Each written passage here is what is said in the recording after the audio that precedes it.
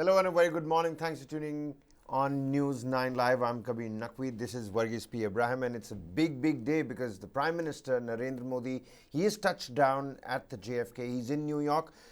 It is certainly a big day. He's already been busy, whilst India was sleeping. He was doing the rounds. He was talking to people, meeting several CEOs. That's the first shot that you can see, stepping down, meeting the dignitaries, meeting all the eminent personalities, and after that, cheers and chants of Modi, Modi, coming from the diaspora that was there and welcomed the Prime Minister for his official state visit to the United States of America. Take a look at those visuals.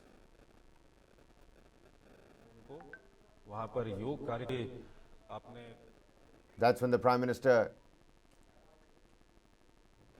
got off his plane at the JFK airport. There's a proper wave about Narendra Modi, the Prime Minister of India, in the United States at this point in time.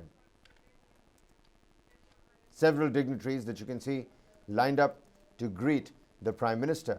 And, that's not all. There were a lot of people that were there who welcomed Prime Minister Modi at the airport as well. He met various people. Take a look at that. Meeting a lot of Indians, people from the Indian American community.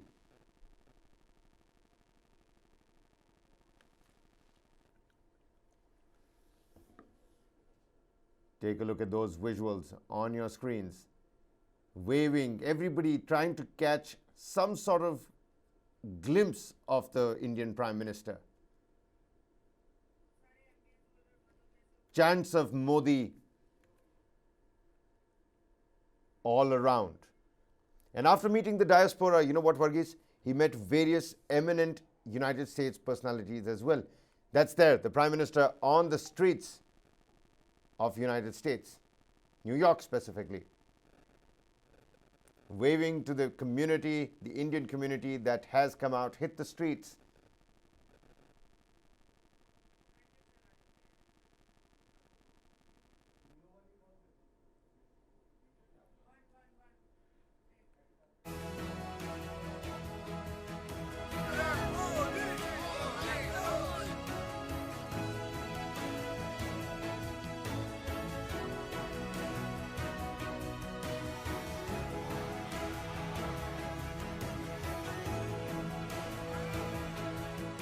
This is like a dream come true. I've never imagined that I will get to meet somebody who I consider next to God. And he was right there. He shook my hands. I had goosebumps. I had no words to express my feeling. Welcome to Prime Minister Narendra Modi once again to New York.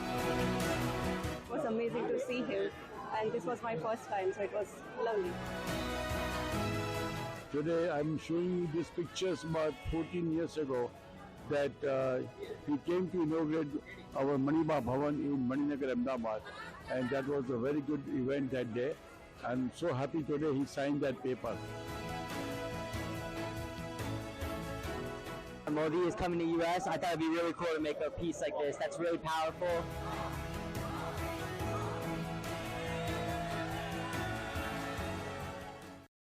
But you heard the people over there, didn't you, Varghese?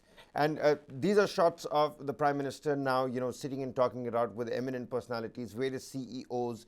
And this, let's not forget, is Narendra Modi's first leg of his landmark state visit to the United States. He's going to be meeting, several other think tank members as well. He earlier met with business and thought leaders like Tesla CEO Elon Musk, the Nobel Prize winner Paul Romer, and astrophysicist Neil deGrasse Tyson. Everybody's saying that they're all fans of the Prime Minister. They're saying that the sky is not the limit for the Prime Minister. We're going to play out reactions, Elon Musk, Neil deGrasse Tyson, Paul Romer, the Nobel Prize winner, several other eminent personalities who've come out. They met the Prime Minister and had nothing but good things and praises to give to the Prime Minister. Let's play those reactions out real quick.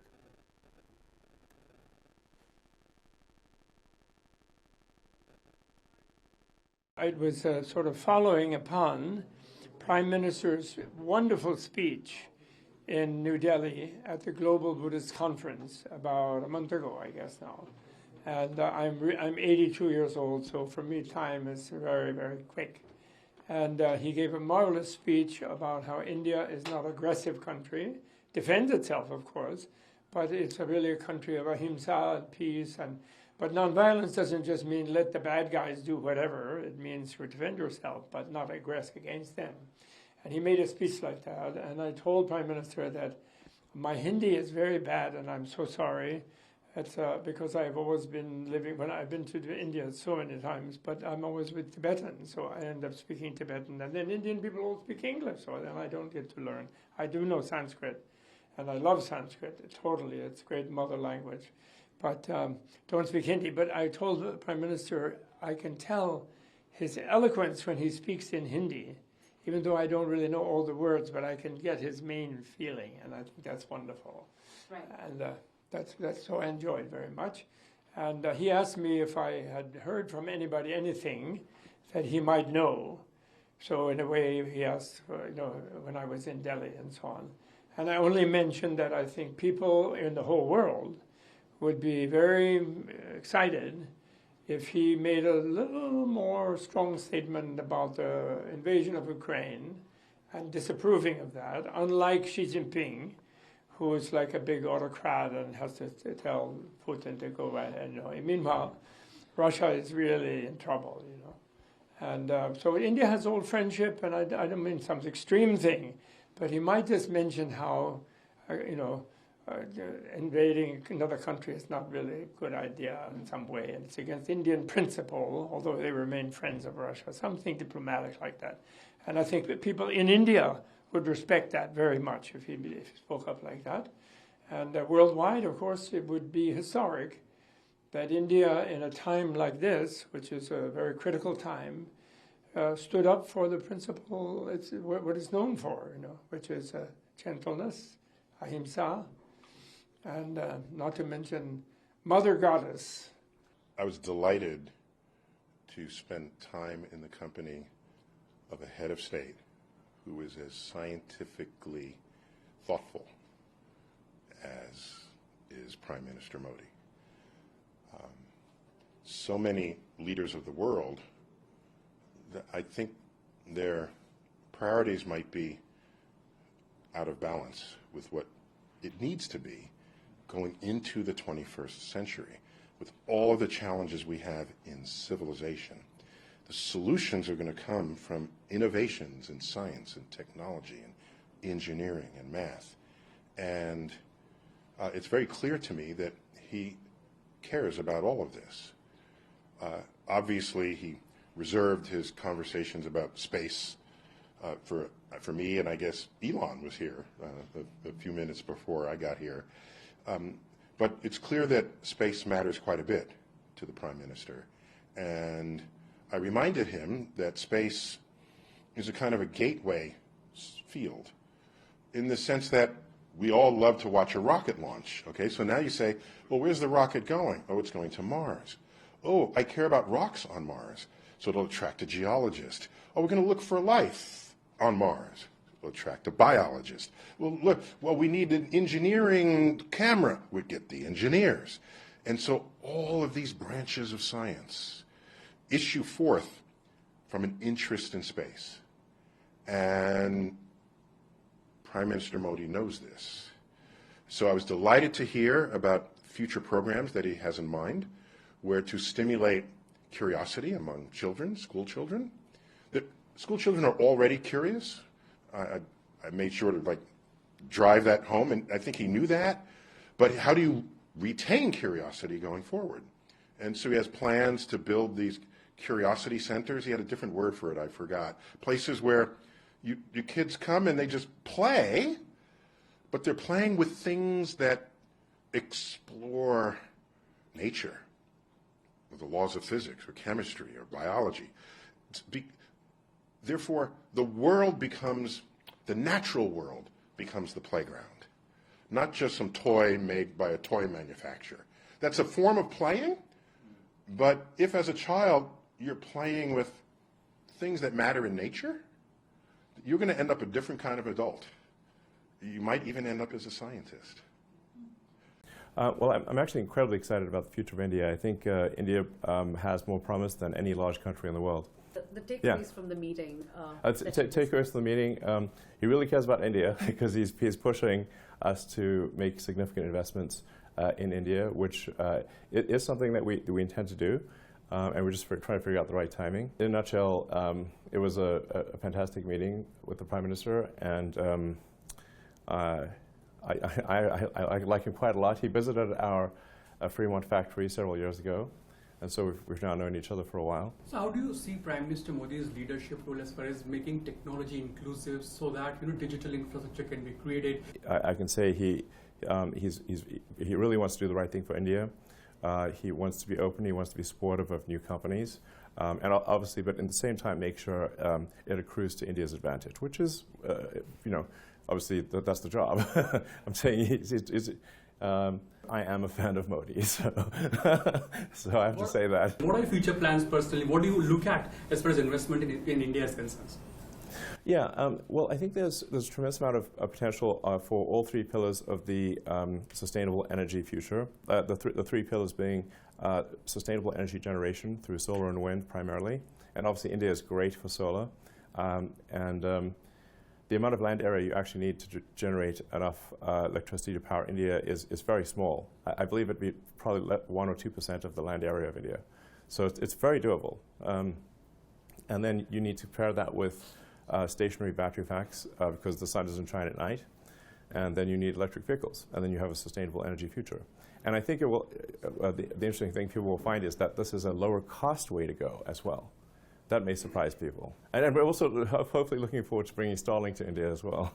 The Starlink internet, which I think can be incredibly helpful for sort of remote or rural villages where they perhaps either may have no access to internet or the internet is very expensive and slow. Do you plan to visit India anytime soon? But did the Prime Minister extend an invitation to you? He did. Yes, I'm tentatively planning to visit India again next year. I'm looking forward to it. I connect with His Excellency the Prime Minister. We sat down. He mentioned anti-fragile. We spoke about bouncing back from adversity. And we spoke about essentially risk-taking. So it was wonderful. And I also commended India on the response to COVID and how India was very efficiently dealt with it, particularly with the food distribution and all of that. Well, so those were the eminent personalities, Varghese. I mean, people calling him a rock star, Elon Musk saying, I'm a fan of Narendra Modi, Neil deGrasse Tyson saying that, he spoke to me about space, and, I'm reminded of this old age Red Hot Chili Peppers, lyric that says, space may be the final frontier, but it's made in a Hollywood basement. And he is in Hollywood, isn't he? I mean, not Hollywood, but in the United States.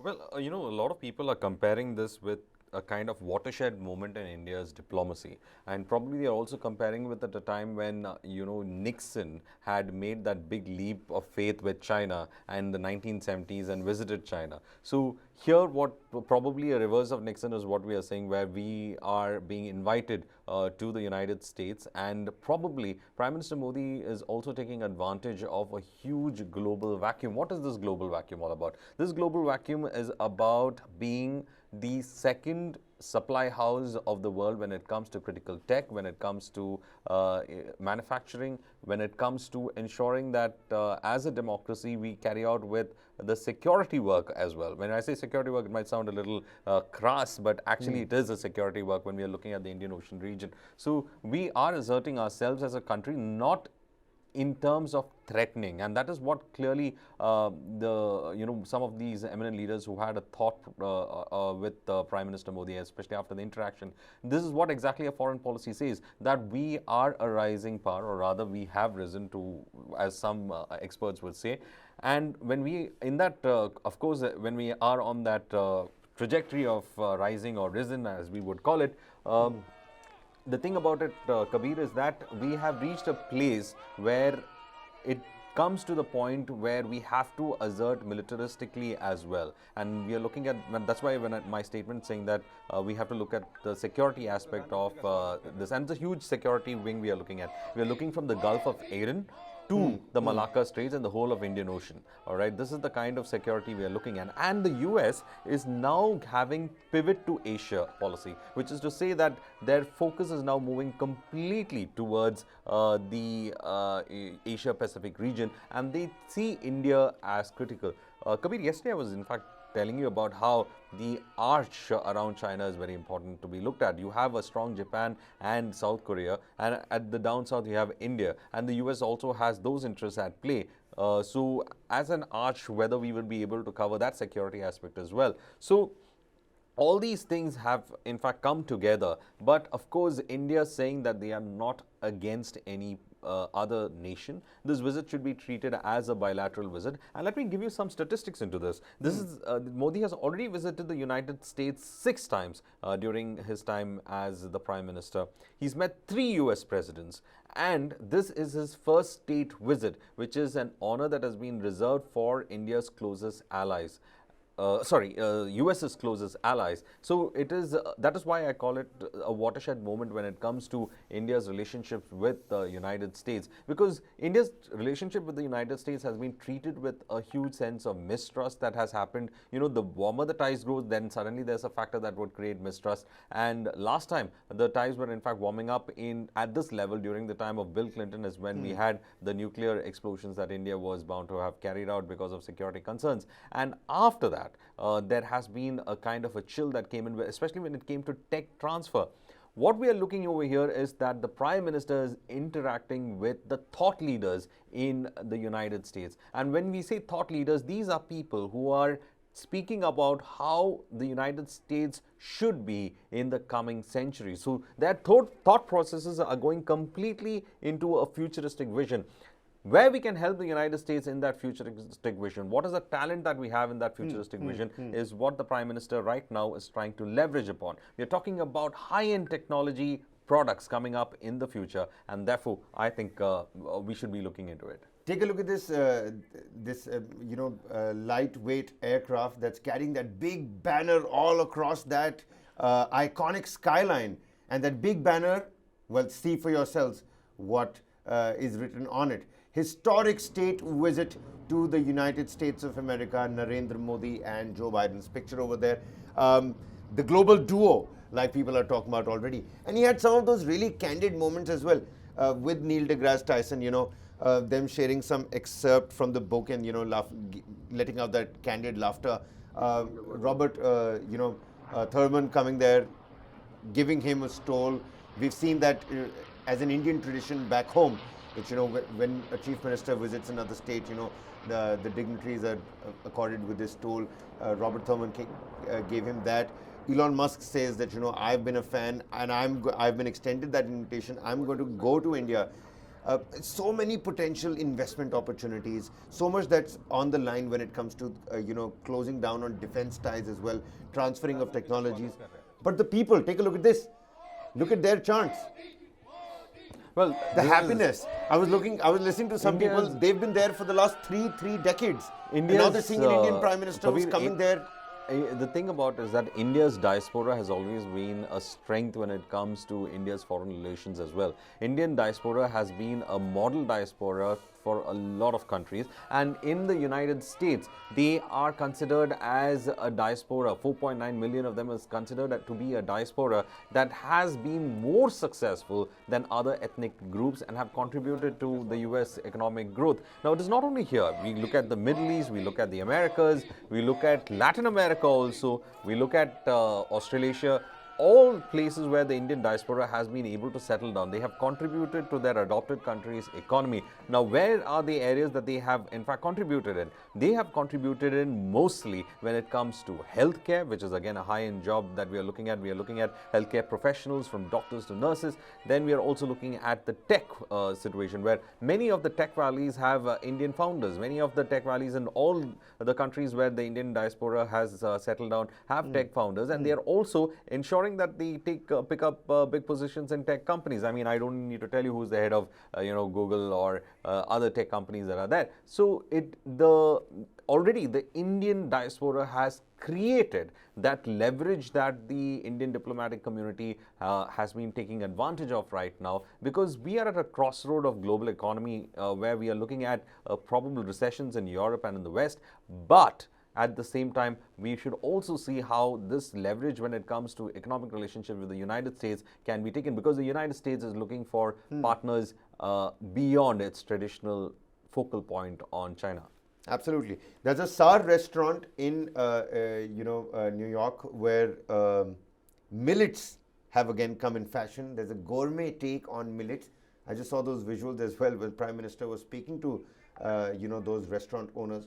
He's been speaking to a lot of other local businessmen and other business leaders in the vicinity, people who have traveled from different parts of the United States to come and have a quick word with the Prime Minister.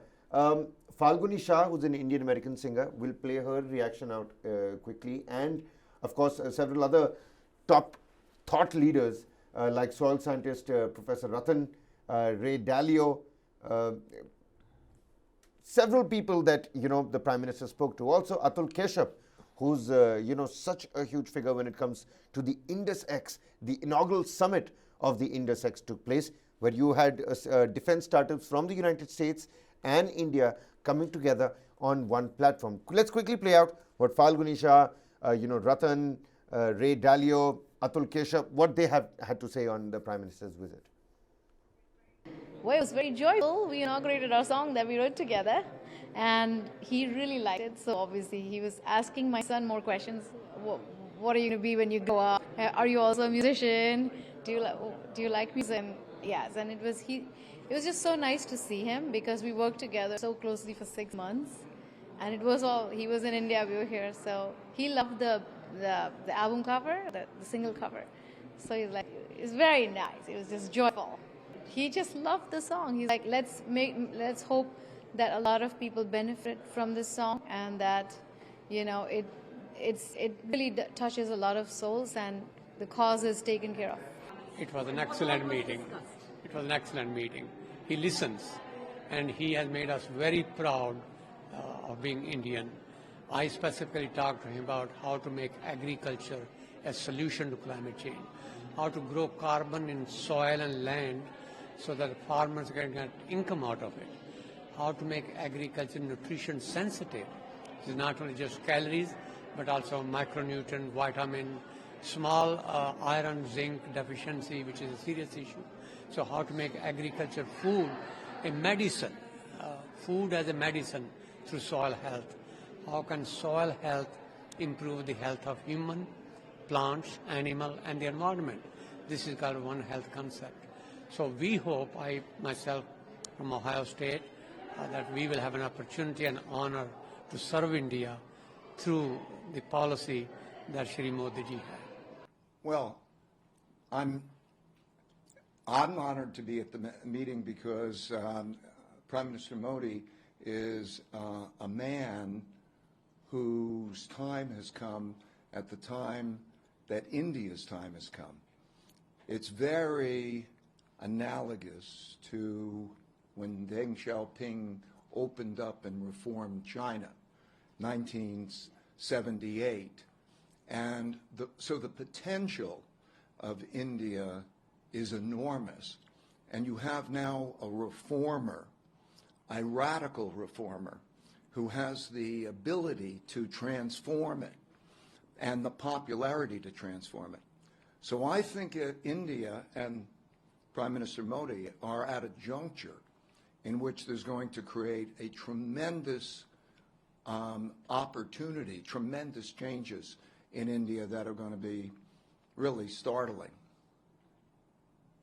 And how do you see India as the big investment destination? I think India now also is at a time when, as a country that's not in the middle of the conflict per se between the United States and China, that there is a particular opportunity as those countries are facing the inter-country challenges that they're facing. So I guess I would say that, maybe I should say it in a different way.